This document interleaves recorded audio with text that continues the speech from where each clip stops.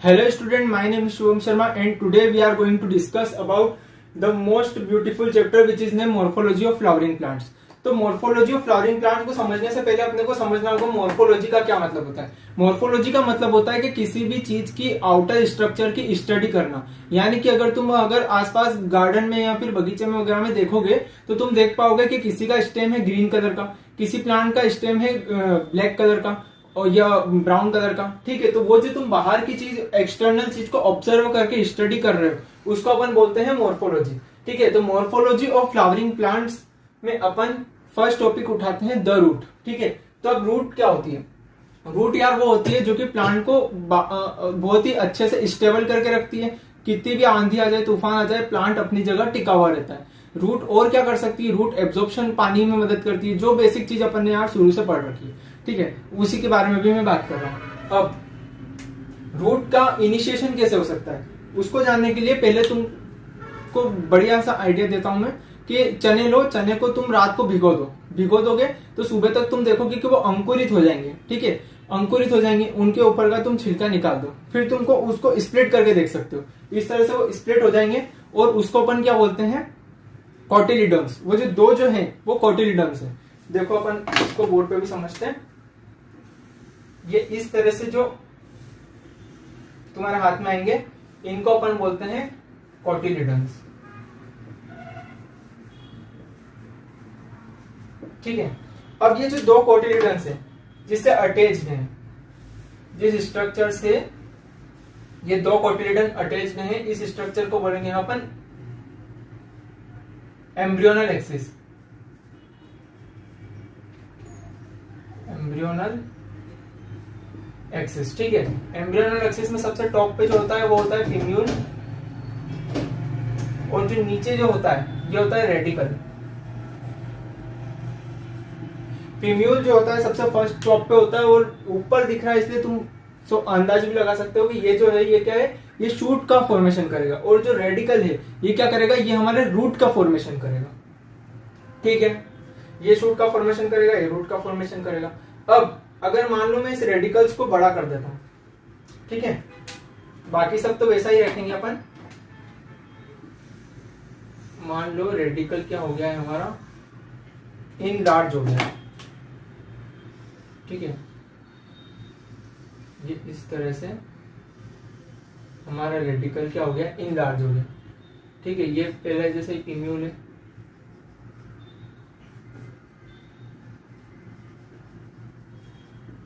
ठीक है, ये है हमारा रेडिकल। और जो रेडिकल को जो प्रोटेक्टिव कवरिंग होती है ना यहाँ पे, उसको बोलते हैं अपन रूट कैप। ये होती है रूट कैप। ये क्या मदद करती है? रूट कैप क्या मदद करती है? रूट कैप के जो सेल्स होते हैं वो थोड़े स्ट्रॉन्ग होते हैं। तो जैसे जैसे रूट अंदर अपने जमीन के अंदर जाएगी तो उसको बहुत सारी ठोस मिट्टी भी मिल सकती है, जिसकी वजह से वो रूट जो है ना वो अंदर नहीं जा पाएगी। तो रूट कैप यही मदद करती है कि उसको डायरेक्शन प्रोवाइड करती है और उसको आगे बढ़ने में मदद करती है। अब हमारा जो मेन जो रूट है ये क्या है? रेडिकल है। अब ये रेडिकल क्या करेगा? रेडिकल से जो रूट अराइज होगी, जैसे कि रेडिकल से मान लो ये रूट अराइज होगी। ठीक है, ठीक है, अब इस रूट से क्या हो गया? एक और रूट अराइज हो गई, ये एक और रूट अराइज हो गई। तो जो हमारी फर्स्ट रूट थी जिससे कि सब कुछ अराइज हुआ है, जो कि है हमारा रेडिकल, इसको बोलेंगे अपन प्राइमरी रूट। हमारी जो सेकेंड रूट थी उसको बोलेंगे अपन सेकेंडरी रूट। और हमारी जो थर्ड रूट थी उसको बोलेंगे अपन टर्शरी रूट। ठीक है, यहां तक क्लियर? और टर्शरी के बाद भी ऐसा नहीं कि नहीं हो सकती, क्वार्डिनरी रूट भी अपन यहाँ पे बना सकते हैं। ठीक है, अब ये जो रूट है पूरी, प्राइमरी, सेकेंडरी, टर्शरी, क्वार्डिनरी, इन सबको मिला के अपन क्या बोलते हैं? Lateral root. Lateral root. ठीक है, और ये जो पूरा सिस्टम दिख रहा है इसको हम बोलते हैं टैप रूट सिस्टम। इसको बोलते हैं अपन टैप रूट सिस्टम।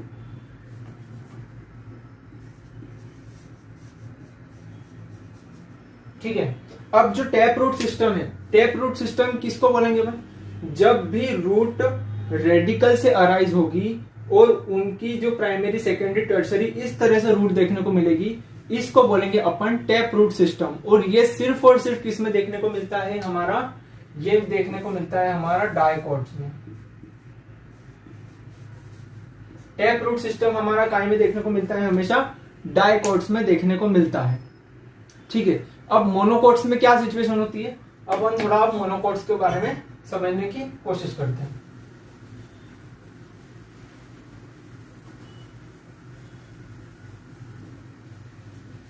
मोनोकोट्स में क्या होता है, दो कोटिलिडन तो होते नहीं, मोनो मीन्स वन।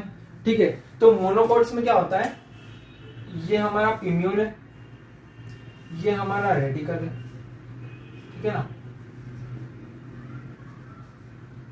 ये हमारा रेडिकल है।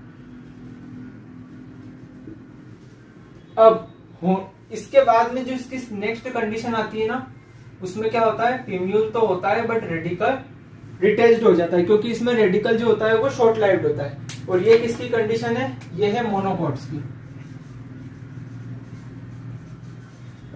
ये मोनोकोट्स में होता है। मोनोकोट्स में क्या होता है, रेडिकल जो होता है ये शॉर्ट लिव्ड होता है, शॉर्ट लिव्ड, और उस वजह से क्या होता है, ये डिटैच्ड हो जाता है। अब जो रूट्स हमारे इस रेडिकल से निकलने वाली थी वो तो अब निकल नहीं पाएगी, बट प्लांट को स्टेबल रखने के लिए रूट की तो इंपॉर्टेंट है। तो रूट कहां से अराइज होगी, रूट अराइज होगी बेस ऑफ द स्टेम से। ये हमारे स्टेम का बेस है और यहां से रूट अराइज होने लगेगी। तो इस टाइप की रूट को अपन बोलते हैं फाइब्रस रूट, फाइब्रस रूट। और ये रूट हमको देखने को मिलती है वीट के प्लांट में। ठीक है, फाइब्रस रूट हमको कहां पे देखने को मिलती है, वीट के प्लांट में। अगर तुमने खेत में गए होंगे और उसको उखाड़ के देखा होगा तो इस तरह से रूट अपने को देखने को मिलती है। अब एक स्टार पॉइंट में तुमको बताता हूं। स्टार पॉइंट हमारा ये है कि जो रूट हमारे रेडिकल से अराइज होगी वो टैप रूट होगी, और जो रूट रेडिकल के अलावा प्लांट के किसी भी पार्ट से अराइज हो रही है वो एडवेंटिशियस रूट होगी। यानी कि जो भी रूट रेडिकल के अलावा लीफ से अराइज हो रही है, स्टेम से अराइज हो रही है, ब्रांच से अराइज हो रही है, उन सबको अपन क्या बोलते हैं, उन सबको अपन एडवेंटिशियस रूट बोलते हैं। तो यार मोनोकोट्स एडवेंटिशियस रूट होगी या नहीं होगी, गेस करके बताइए। मोनोकोट एडवेंटिशियस रूट होगी, क्यों, क्योंकि ये रेडिकल से तो अराइज हो नहीं रही है, रेडिकल तो ब्रेक हो गया, ये बेस ऑफ द स्टेम से अराइज हुई है। ये क्या है हमारा, ये है हमारा बेस ऑफ द स्टेम, और ये बेस ऑफ द स्टेम से अराइज हो रही है, इसीलिए ये क्या है, ये भी एक एडवेंटिशियस रूट हम इसको बोल सकते हैं।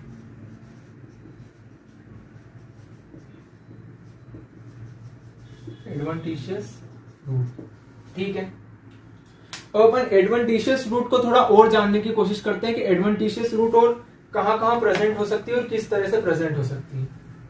ठीक है, द रूट में अपन हम पढ़ रहे हैं adventitious root.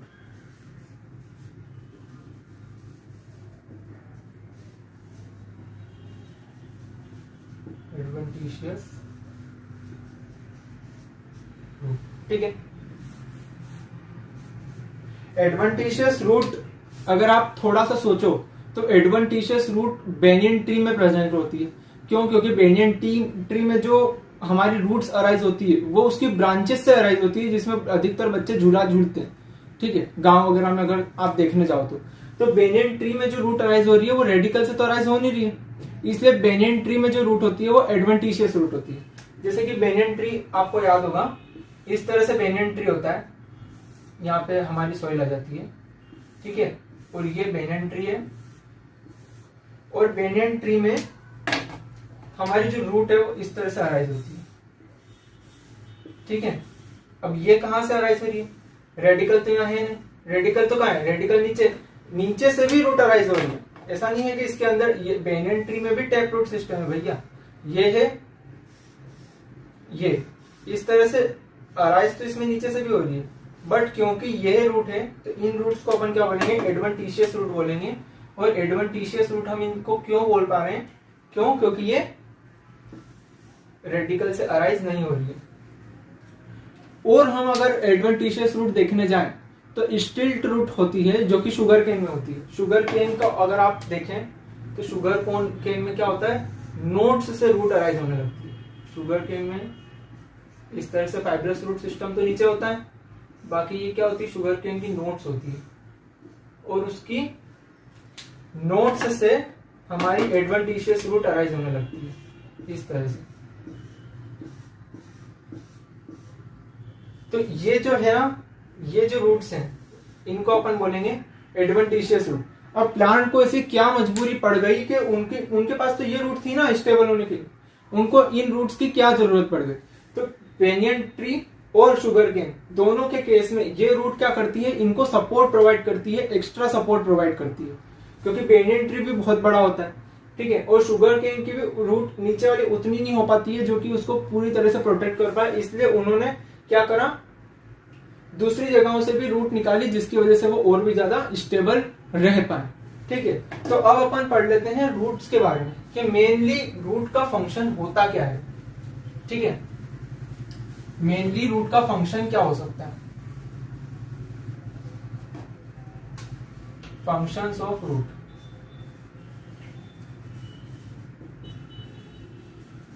Functions of root, ठीक है। तो रूट का क्या फंक्शन हो सकता है, रूट का फंक्शंस हम बचपन से पढ़ते आ रहे हैं। सबसे बेसिक कि वो एब्जॉर्ब करती है, एब्जॉर्प्शन का काम होता है। एब्जॉर्प्शन किस चीज का होता है, वाटर मिनरल्स का एब्जॉर्प्शन होता है। ठीक है, वो क्या करती है, और रूट का भी मदद करती है, स्टेबल स्ट्रक्चर प्रोवाइड करती है, स्टेबिलिटी प्रोवाइड करती है। रूट और क्या करती है, रूट फूड स्टोरेज का भी काम करती है,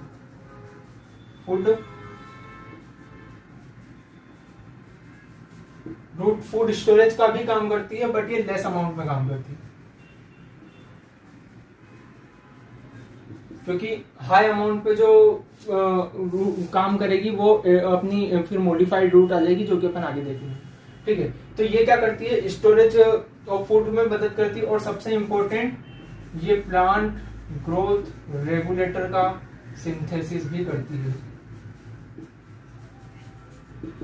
ये पूरे प्लांट ग्रोथ रेगुलेटर चैप्टर में अपने को ये लाइन नहीं मिलेगी, बट ये मॉर्फोलॉजी ऑफ फ्लावरिंग प्लांट्स में दे रखा है कि ये प्लांट ग्रोथ रेगुलेटर का सिंथेसिस भी करती है, जो कि ये मोस्ट इंपॉर्टेंट बात है।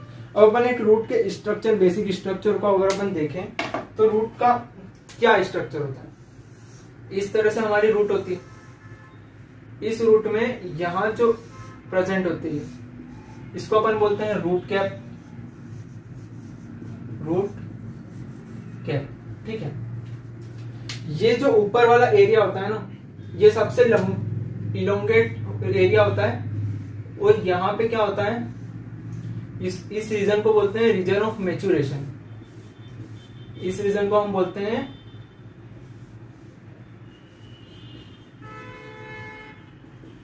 Reason of maturation.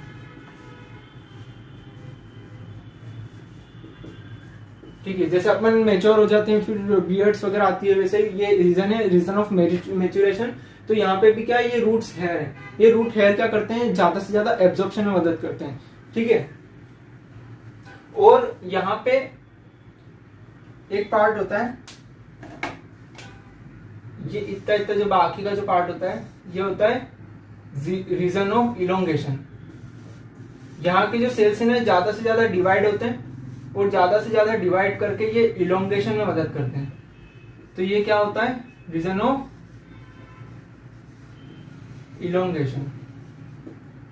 और इसके बाद में जो रीजन आता है हमारा, ये होता है mainly region of meristematic activity. ये होता है हमारा रीजन ऑफ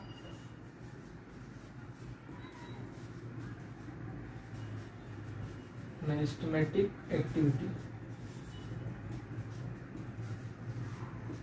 ठीक है, तो इस तरह से हमारा रूट का जो है पूरा स्ट्रक्चर होता है। अब अपन नेक्स्ट बात करते हैं मॉडिफिकेशंस ऑफ रूट की। रूट में किस तरह से मॉडिफिकेशन होता है, और रूट को क्या जरूरत पड़ी कि उसको मॉडिफाई होना पड़ा। बहुत बार ऐसा होता है कि हमको हमारे काम के अलावा भी दूसरे काम संभालने होते हैं, ठीक है। मान लो कि घर पे अगर कोई अपने पेरेंट्स से, हर बार तो होते हैं बट इस बार वो मान लो कि एक आध दिन के लिए अगर वो कहीं गए हुए हैं, अपन बड़े हो गए, तो अपने को पढ़ाई के अलावा और भी काम संभालना होता है ना। वैसे ही रूट को भी मॉडिफाई होना पड़ा क्योंकि कुछ स्पेशल फंक्शंस उसको काम करने पड़े। जैसे कि रूट का मॉडिफिकेशन हुआ फॉर स्टोरेज ऑफ फूड में।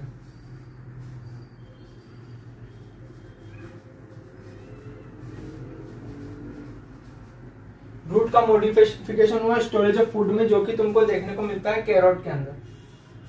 कैरोट इस तरह से होती है और उसके अंदर ये जो है ये है टैप रूट। टैप रूट है ये, क्योंकि रेडिकल से राइज हुई है। और ये क्या है, ये एक फूड स्टोरेज का काम कर रही है। ऐसे ही आपको देखने को मिलता है टर्निप के अंदर भी। टर्निप के अंदर भी जो रूट है ना, वो क्या कर रही है, फूड स्टोरेज का काम कर रही है टर्निप के अंदर। और यह है कैरोट।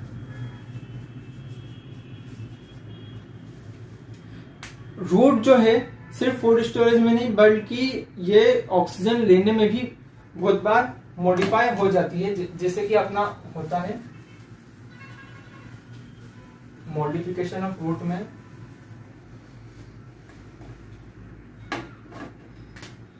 और रेस्पिरेशन।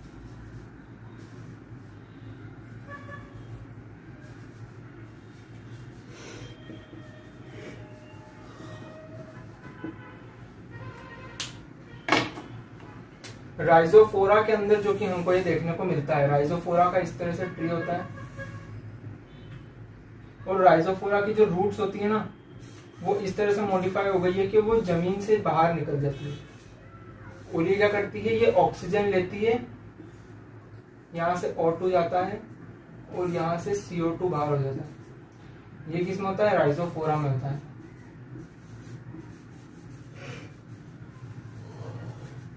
ये राइजोफोरा के अंदर होता है और ये नेगेटिवली जियोट्रोपिक है। क्यों, क्योंकि ये ग्रेविटी के अगेंस्ट जा रही है, क्योंकि हर बार रूट क्या होती है, ग्रेविटी के टुवर्ड जाती है, इसलिए वो पॉजिटिवली जियोट्रोपिक होती है। बट इस बार ये क्या कर रही है, ग्रेविटी से अगेंस्ट जा रही है, इसलिए ये नेगेटिवली जियोट्रोपिक रूट्स होती है, ठीक है। तो this is all from my side for today. मिलते हैं किसी और वीडियो में, तब तक के लिए।